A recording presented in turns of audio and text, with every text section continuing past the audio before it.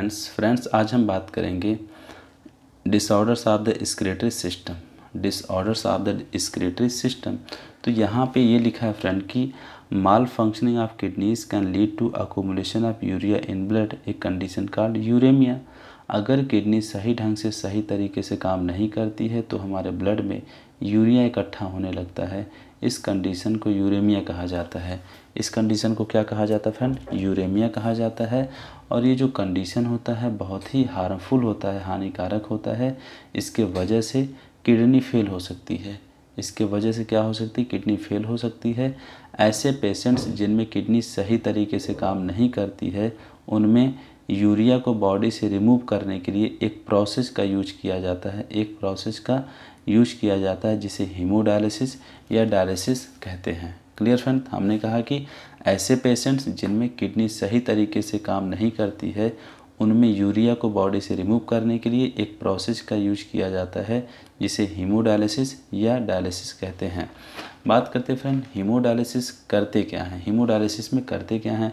इसमें क्या करते हैं कि फ्रेंड की पर्सन के ब्लड को निकालते हैं कन्वीनियंट आर्टरी से। कन्वीनियंट आर्टरी से इस ब्लड को पंप किया जाता है एक डायलाइजिंग यूनिट में जिसे आर्टिफिशियल किडनी कहा जाता है। जिसे क्या बोलते हैं? आर्टिफिशियल किडनी कहा जाता है। ब्लड को डायलाइजिंग यूनिट में डालने से पहले उसमें एक एंटीकोआगुलेंट ऐड किया जाता है जैसे हिपेरिन। हिपेरिन एक एंटीकोआगुलेंट है और हिपेरिन का काम होता है कि रक्त को जमने से रोकता है, खून को जमने से क्या करता है? रोकता है। अब ये जो डायलाइजिंग यूनिट है इस डायलाइजिंग यूनिट में कॉइल्ड सेलोफेन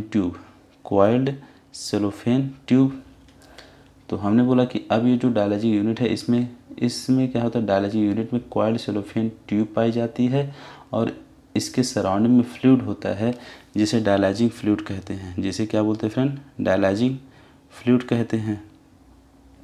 क्लियर? अब कह रहा है कि डायलाइजिंग फ्लूइड का कंपोजिशन जो होता है, डायलाइजिंग फ्लूइड का कंपोजिशन जो होता है वो सेम प्लाज्मा की तरह होता है। सेम किसकी तरह होता है? प्लाज्मा की तरह होता है। क्लियर? अब जो पर्सन का ब्लड है उसमें नाइट्रोजनस वेस्ट है लेकिन डायलाइजिंग फ्लूइड के अंदर नाइट्रोजनस वेस्ट नहीं है। और इस तरीके से जब सेलोफेन मेम्ब्रेन जो कि पोरस है, जो कि क्या होती? पोरस होती है। तो पोरस सेलोफेन मेम्ब्रेन से जब ब्लड पास होता है तो ब्लड के अंदर जो नाइट्रोजनस वेस्ट हैं ये कंसंट्रेशन ग्रेडियंट के आधार पर मूव करते हैं क्योंकि डायलाइजिंग फ्लूइड में नाइट्रोजन वेस्ट नहीं पाया जाता है। क्या नहीं पाया जाता फ्रेंड? नाइट्रोजन वेस्ट नहीं पाया जाता है। इसलिए जो यूरिया है ब्लड के अंदर फ्रीली मूव होके डायलाइजिंग फ्लूइड के अंदर चला जाता है। और इस तरीके से पर्सन का ब्लड क्लियर हो जाता है, साफ़ हो जाता है। अब क्लियर्ड ब्लड को वापस भेज दिया जाता है पर्सन की बॉडी में एक वेन के थ्रू लेकिन एंटी हिपेरिन को ऐड करने के बाद। ठीक है फ्रेंड? जब ब्लड को निकालते हैं तो उसमें हिपेरिन मिलाते हैं। ब्लड को जब वापस पेशेंट की बॉडी में डालते हैं तो उसमें पहले एंटी हिपेरिन यूज करते हैं। क्या करते हैं? एंटी हिपेरिन यूज किया जाता है। ये जो तरीका है डायलिसिस का ये एक वरदान है। ये एक क्या है? वरदान है। दुनिया भर के हज़ारों पेशेंट के लिए ये एक वरदान है। क्या फ्रेंड? ये एक वरदान है। ये जो डायलिसिस का तरीका है ये अल्टीमेट क्योर नहीं है क्योंकि क्योर में पर्सन की बॉडी में अगर फिर से यूरिया इकट्ठा होगा तो हमें निश्चित समय के बाद यूरिया को निकालने के लिए डायलिसिस करना होगा। इसलिए अल्टीमेट क्योर है किडनी ट्रांसप्लांटेशन। अल्टीमेट क्योर क्या फ्रेंड? Kidney transplantation. क्लियर? तो ये हो गया फ्रेंड।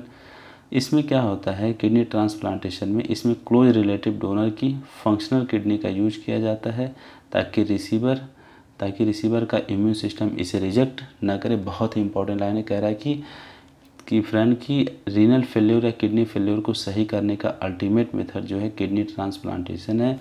इसमें क्लोज रिलेटिव डोनर की फंक्शनल किडनी का यूज किया जाता है ताकि रिसीवर का इम्यून सिस्टम इसे रिजेक्ट न कर सके। Modern clinical procedure success rate को बढ़ाते हैं। क्या सक्सेस रेट को क्या करते हैं? बढ़ाते हैं। ग्लोमेरुलोनेफ्राइटिस, रीनल कैलकुलाई, क्या फ्रेंड? रीनल कैलकुलाई, किडनी में स्टोन या साल्ट ऑक्जेलेट के इनसॉल्युबल इनसॉल्युबल क्रिस्टलाइज मास को क्या बोलते हैं, रीनल कैल्कुलाई बोलते हैं। कह रहा फ्रेंड कि किडनी में स्टोन या साल्ट्स में कैसा कैल्शियम ऑक्सीलेट्स के इनसॉल्युबल क्रिस्टलाइज्ड मास को रीनल कैल्कुलाई बोलते हैं। ग्लोमेरुलोनेफ्राइटिस, किडनी के ग्लोमेरुलाई के इन्फ्लेमेशन को ग्लोमेरुलोनेफ्राइटिस कहते हैं। क्लियर। तो ये सारे पॉइंट्स किसके बारे में था friend, disorder of the excretory system. ठीक है फ्रेंड्स, अगर मेरा वीडियो अच्छा लगा हो so please like and subscribe to my channel. Thank you.